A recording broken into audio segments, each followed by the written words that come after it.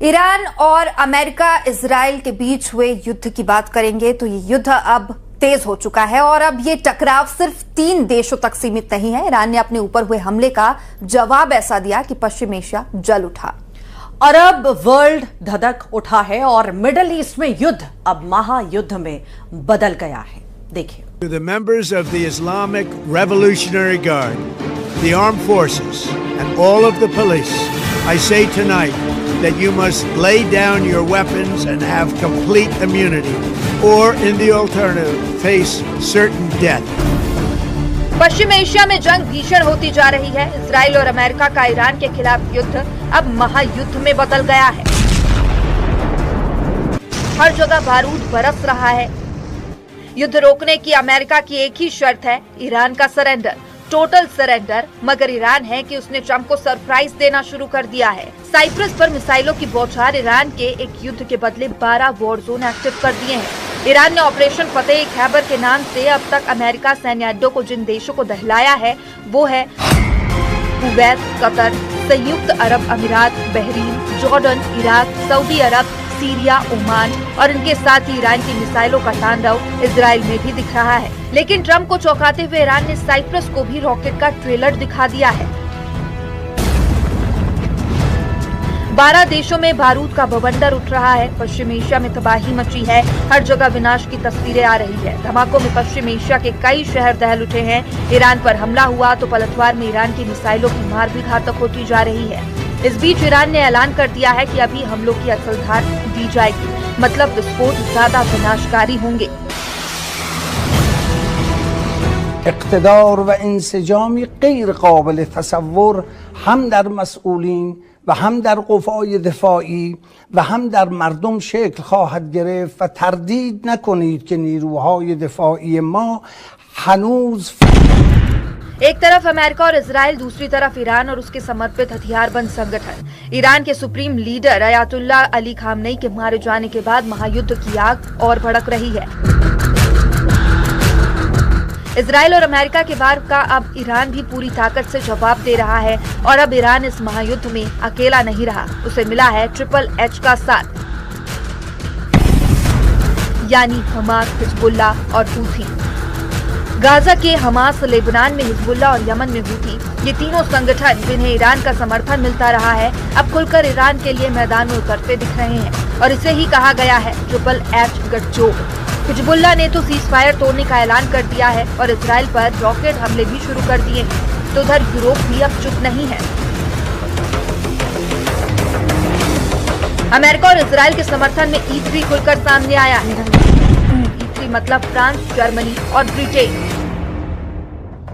तीनों देशों के संयुक्त बयान जारी कर ईरान के मिसाइल और ड्रोन हमलों की कड़ी निंदा की है। E3 ने साफ कहा कि वो अपने हितों और सहयोगियों की रक्षा के लिए डिफेंसिव एक्शन लेगा। मतलब साफ है कि अब जंग का दायरा और बढ़ सकता है और पूरा मिडिल ईस्ट युद्ध की ज्वाला में घिर सकता है। Bureau report. युद्ध को अमेरिका 4 दिन में खत्म करना चाहता है। ईरान उसी जंग को 40 दिन तक लड़ने के लिए तैयार हो चुका है। तो अब बात युद्ध से बढ़कर एटम बम वाले युद्ध तक पहुंच चुकी है और अमेरिका और इजराइल ने ईरान पर हमला करके दुनिया को ऐसे युद्ध में झोंक दिया जिसमें ईरान ने 12 देशों को मिसाइल धमाके से वॉर जोन बना दिया है। पश्चिम एशिया में संघर्ष के बीच प्रधानमंत्री मोदी ने शांति का संदेश दिया और बातचीत के जरिए समाधान का समर्थन किया। रिपोर्ट देखिए।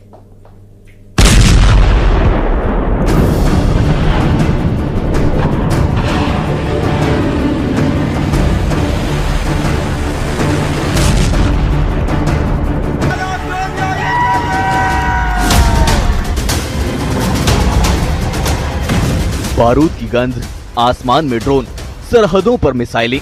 पश्चिम एशिया की जमीन पर जो शुरू हुआ है, क्या वो दुनिया को बड़े युद्ध की ओर ले जाएगा? क्योंकि अमेरिका, इजराइल और ईरान का टकराव अब सिर्फ क्षेत्रीय नहीं बल्कि वैश्विक होता दिख रहा है और पूरा पश्चिम एशिया अब युद्ध की जद में है। पश्चिम एशिया में लगातार बढ़ती संघर्ष पर भारत की भी पैनी नजर है और पीएम मोदी ने भी गंभीर होते हालातों पर चिंता जताई। पीएम मोदी ने एक बार फिर भारत का रुख साफ किया है और भारत को शांति का पक्षधर बताया। पीएम मोदी ने साफ संदेश दिया है कि जहां शांति होगी वहां भारत खड़ा होगा।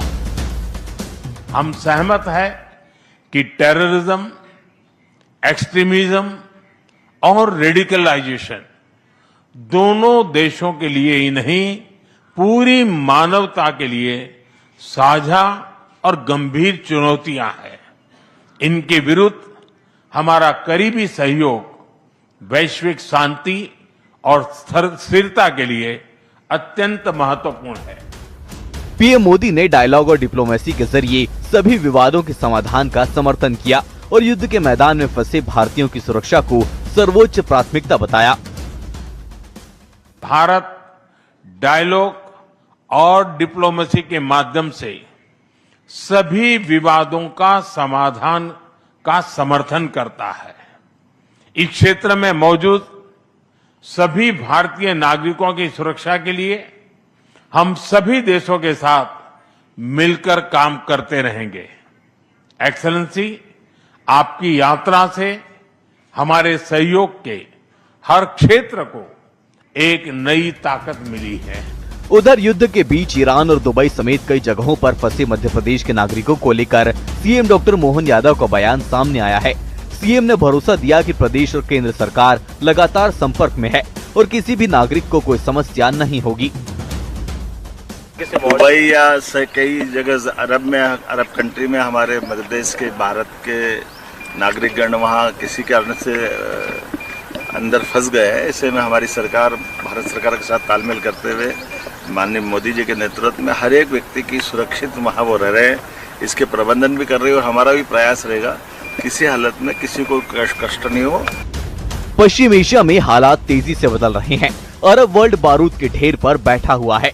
अपने ऊपर हुए हमले के बाद ईरान पर खून सवार है और उसने अमेरिका के दोस्त देशों को निशाना बनाना शुरू कर दिया है।